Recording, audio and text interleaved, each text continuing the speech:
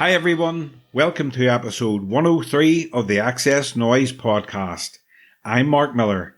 Thanks for listening. In this episode, I speak to Irish artist ROE about her debut album, That's When the Panic Sets In. If you missed the previous episode, I spoke to Tim Wheeler from Ash about the reissue of their hugely successful and beloved third album, Free All Angels.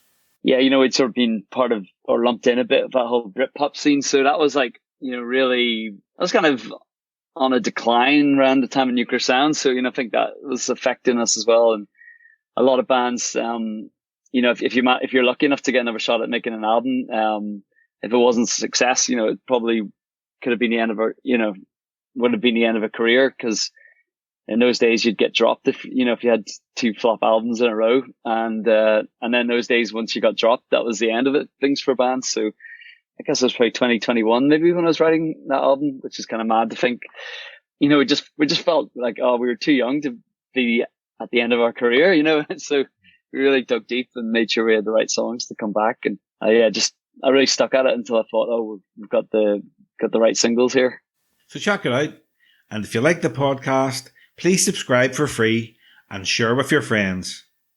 If you want up-to-date music news, album reviews and interviews, then check out our main website at xsnoize.com. You can also follow us on Twitter, Facebook and Instagram. Search for the tag at XS Noize Music. Here's XS Noize writer Daniel Lynch with a taste of what's been on the website this week.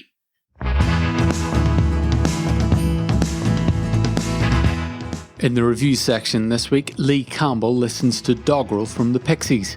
Lee says the album doesn't have the venom of the Pixies' earlier output, but there's still plenty to delight existing fans and lots of ingenuity to entice new ones. 8 out of 10. And when he's not hosting Twitter listening parties, Tim Burgess is making double albums. Alex Hoggart says typical music is anything but, and Burgess's warmth ensures listeners will be captivated over its 22 tracks. 7 out of 10. And Michael Barron was at show number 2688 of Frank Turner at the Brixton Academy. With a huge back catalogue to draw from, Michael says Turner's sincerity, kindness and connection with his fans are qualities as valuable as his music and keep audiences coming back.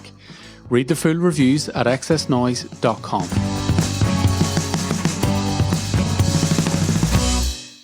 Award-winning Derry songwriter and performer ROE has released her fantastic debut album, That's When the Panic Sets In. In this interview, ROE talks about re-emerging with a new sound after her brave decision to scrap an album's worth of material. We talk about how her native city, Derry, has influenced her music, touring, and lots more. So sit back, relax, and enjoy the XS Noize Podcast with ROE. So hi ROE, welcome to the XS Noize Podcast. Hiya.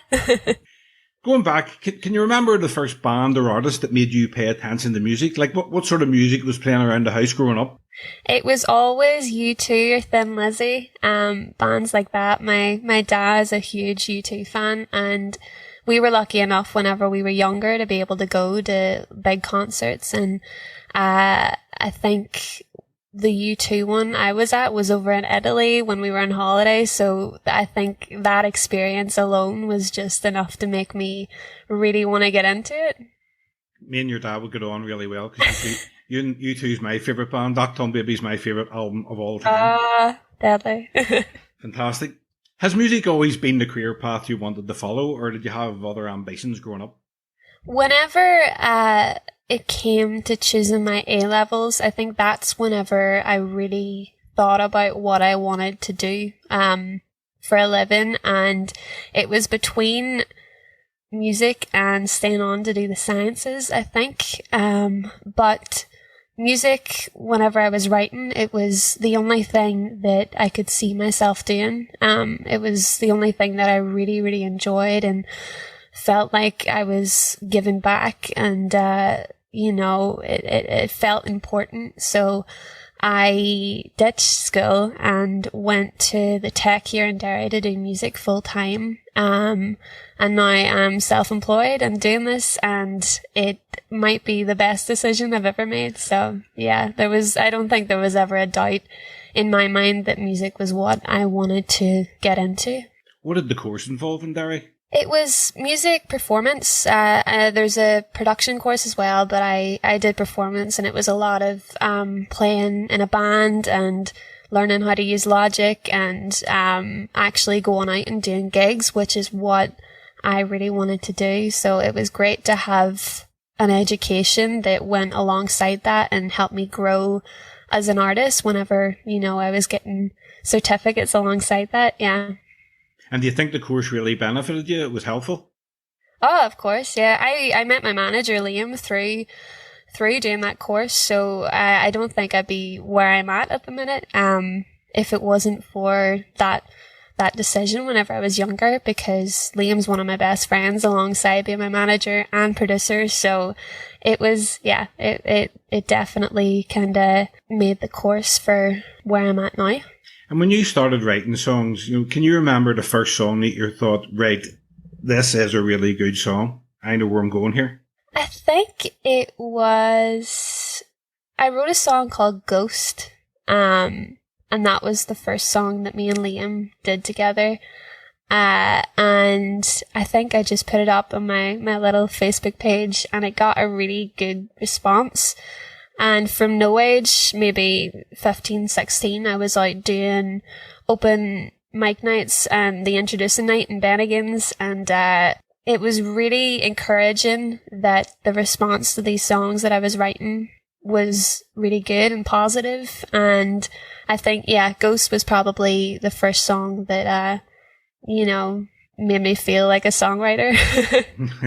Well, from that, and we have today, congratulations. Today, as we are talking, you've released your debut album, That's When the Panic Sets In.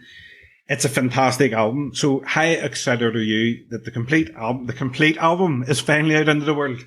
Thank you. Yeah, it's an unbelievable feeling. I feel like I've been holding my breath for the past few months, and today I can finally breathe because all of these songs are just out there for people to listen to. It's been 2 years of my life dedicated to making this what it is, and it's just the most amazing feeling having that in the world now. Yeah. Well, not only is it an amazing album, there's a very interesting backstory of how you got the album to be out today. I mean, the genesis of the album is very, very interesting. I read that, you scrapped the album, you were in Reykjavik. Yeah. And you were in the supermarket, and at 1 a.m. in the morning, you decided, I'm not going to put out the debut album that you'd been working on. So what happened? Yeah, so I was flat out gigging.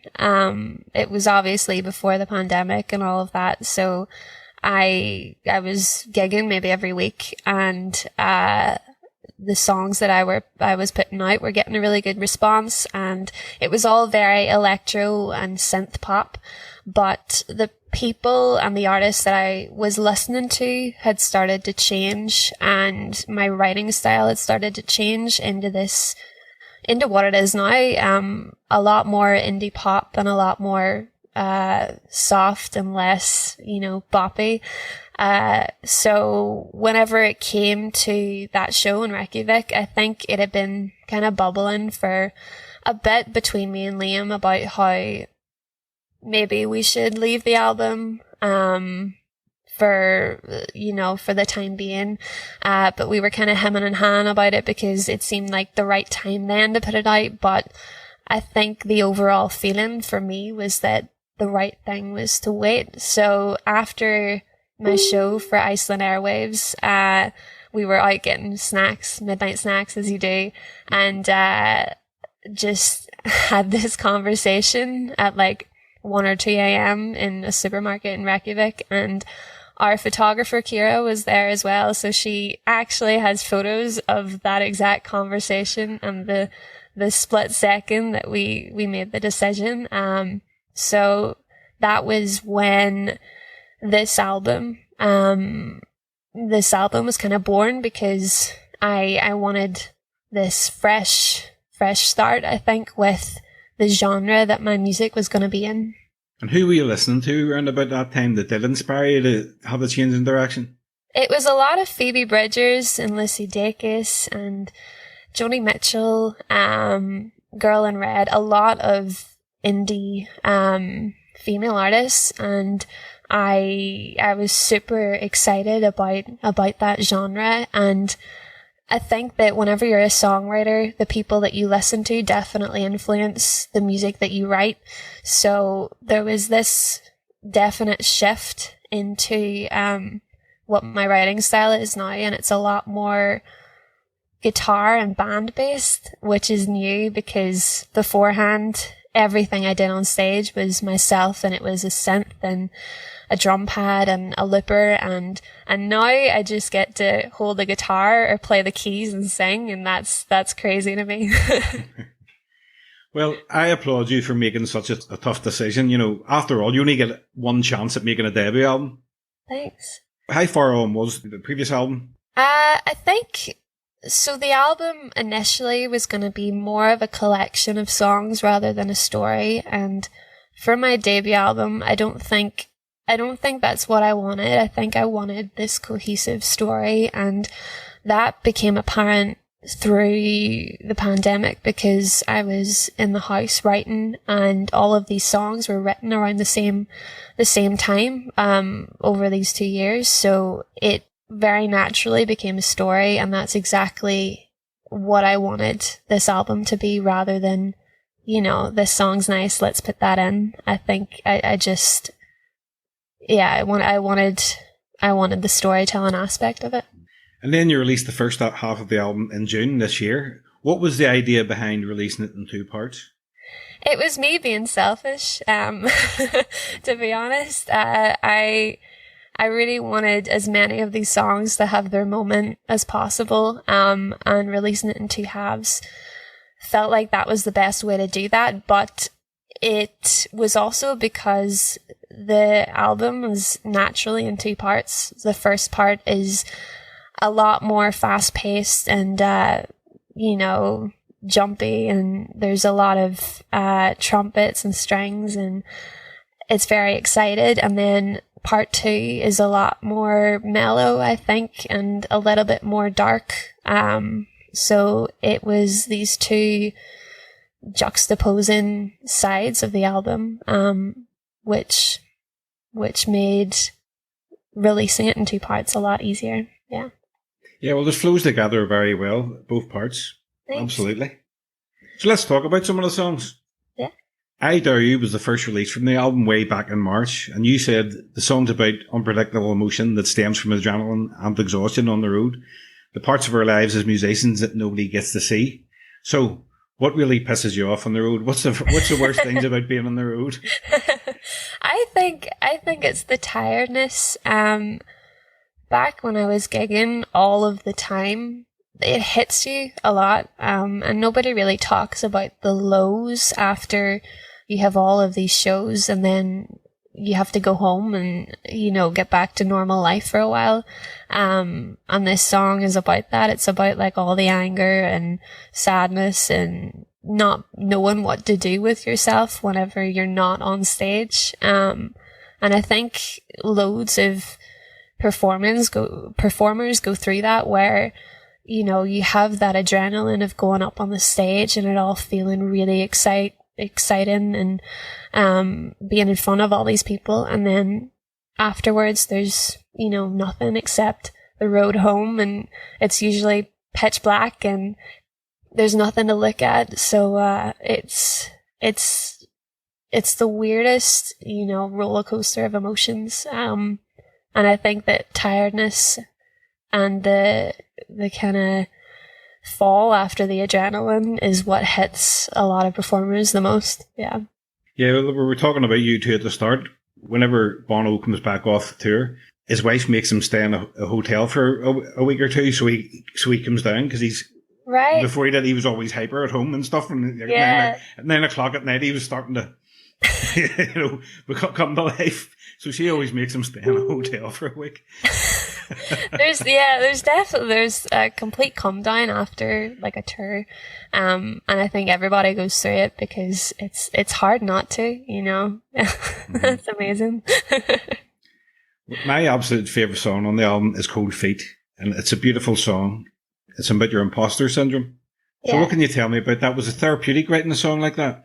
Yeah, it's another thing I think that creatives especially have issues with, and I only heard the term imposter syndrome a couple of years ago, and it made a lot of sense. It felt like finally putting a name to this feeling that I was having, and it was basically after being on the road for so long, I get these dips where I kind of feel like I wasn't in the room. It was all enjoyable, and you know, the excitement was there, but it eventually, I don't know, there was this weird underlying feeling of, well, why me, and why am I here, and you know, is this gonna last forever, you know, basically. And that's the feeling of imposter syndrome. So to kind of get these feelings out in the open, I wrote it all down on a page and tried to explain it to myself that it comes and goes, and I'm still working out a way to deal with those feelings and reassure myself that this is where I'm supposed to be, and you know, I'm doing the right thing. So Cold Feet is just all about that, and it's for anybody that feels the same and goes through the same things as I do. Yeah. Yeah, it's a common thing for performers, and you're definitely where you're supposed to be. Let me tell you that there. Thank you. It's all the doubts. I think everybody doubts themselves every so often, and it's just reminding yourself that, you know, you love doing what you do and you do it for a reason. Yeah. Let's talk about I Can Change. I love the lyric in the song. I've always had a lot of problems with listening. You can try repeating, but I won't take it in. I'm a nightmare, but you can't blame me for trying. Love it. Thank you. Yeah. I Can Change is about wanting to change the aspects of yourself that you don't agree with. And I think everybody has things that they would change about themselves, because nobody is perfect despite what social media might say, you know. So yeah, it's kind of just a jab at all of these weird characteristics that I have. What's your relationship with social media? What way do you use it?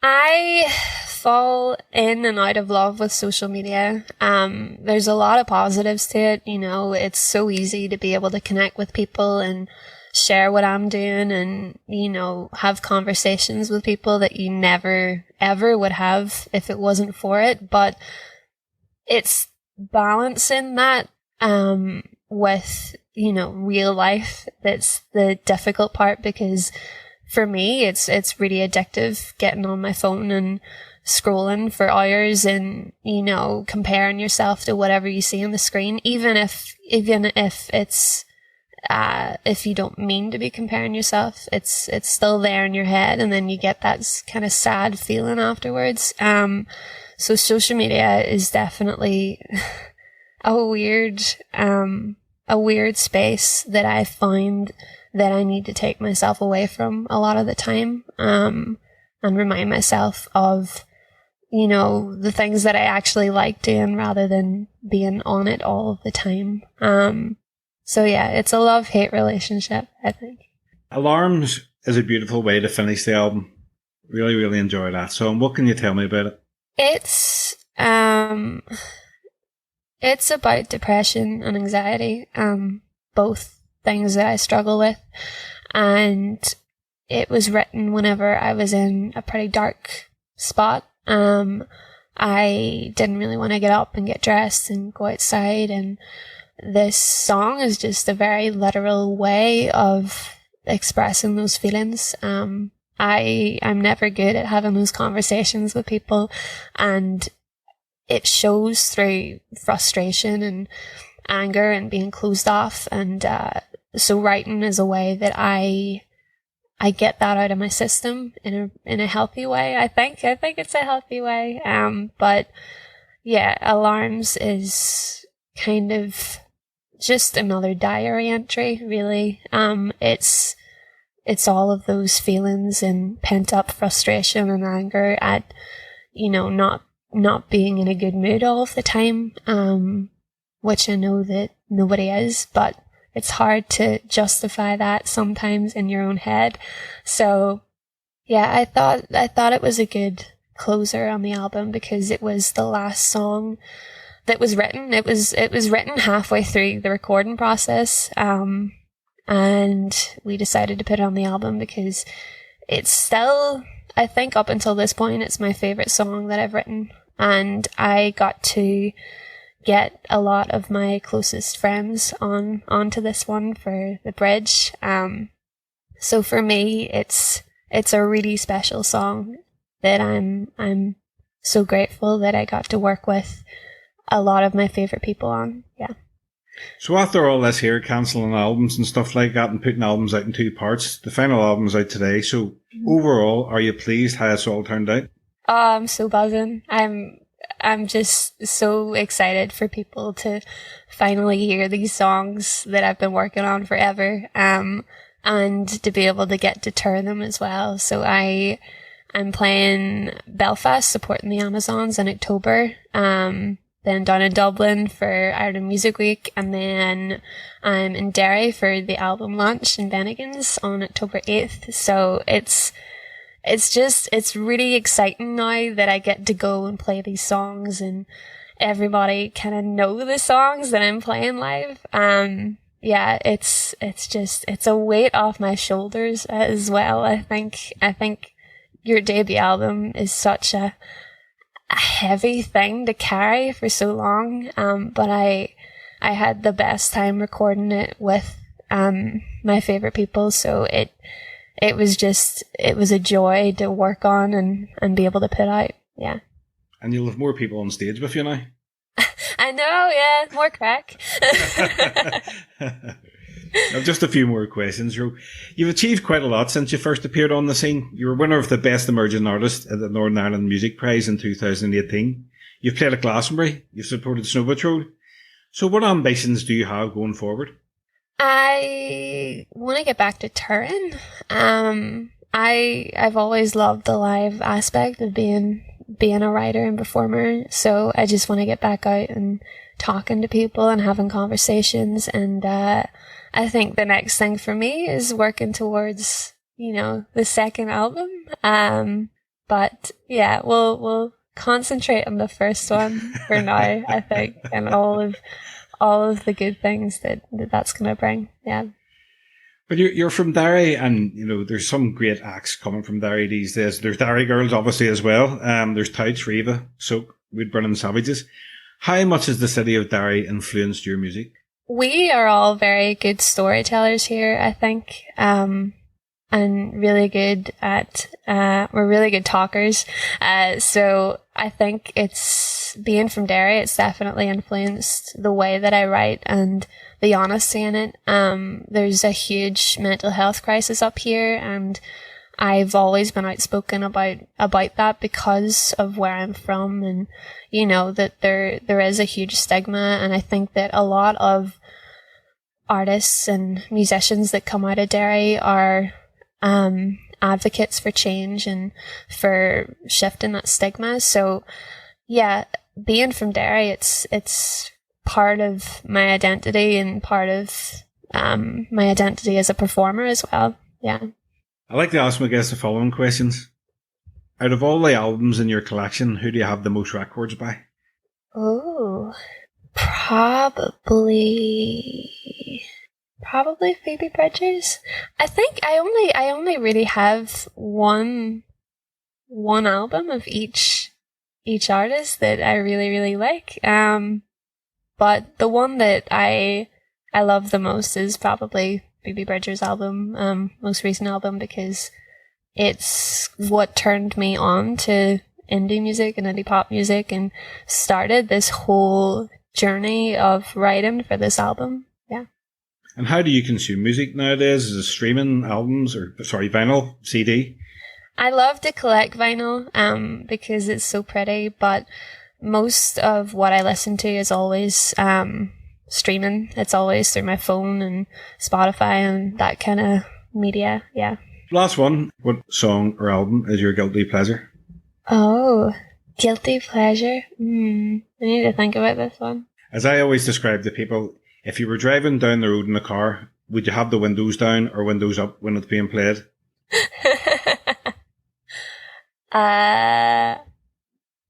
Do you know, I do love a wee bit of ABBA. Yeah, I'd probably say Gimme, Gimme, Gimme. But I'm a huge ABBA fan. We all are in this house, so I think if I was on a road trip and was listening to the ABBA, I don't know. I don't think it's guilty. I think I'm loud and proud about being an ABBA fan, you know. I would say the majority of the people I asked that question to say ABBA, but I think maybe 10 years ago, if you had to say ABBA, it would be pretty uncool. But now, since they brought out an album last year and all, ABBA, some brilliant songs. Yeah, so good. Some of the best. Well, that's my questions finished. It's absolutely fantastic talking to you. Cheers, thanks so much. Thank you. See you after. Bye-bye. Bye.